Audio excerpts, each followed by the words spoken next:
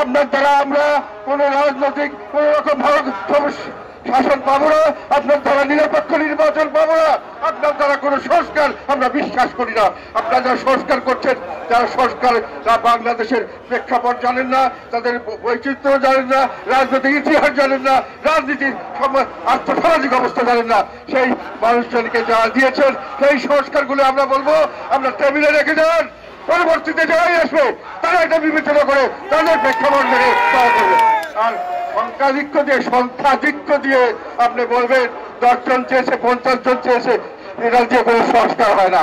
আপনি চিকিৎসা করতে গেলে যদি 10 জন ডাক্তার বলে তাকে অপারেশন করতে বলে, কিন্তু একজন ডাক্তার যদি অভিজ্ঞ ডাক্তার বলে কোনো অপারেশনের দরকার নাই, কোনো ওষুধেরও দরকার নাই, আপনি তাকেই বিশ্বাস করবেন। সেই অভিজ্ঞ মানুষ দিয়েই আপনার সংস্কার করতে হবে। এই জন্য সংস্কার আমরা এখন চাই না। এবং আমরা বর্তমান সরকারের উনি বলেছেন, উনি জানিয়েছেন যে দেশের মানুষ, ওনার আল জাজিরাতে ইন্টারভিউতে বলেছেন দেশের মানুষ নাকি ওনাকে চায়। আমরা পরিষ্কার ভাবে বলতে চাই, আমরা ওনাকে আর সরকার প্রধান হিসেবে আমাদের আস্থা নাই, আমরা তাকে চাই না।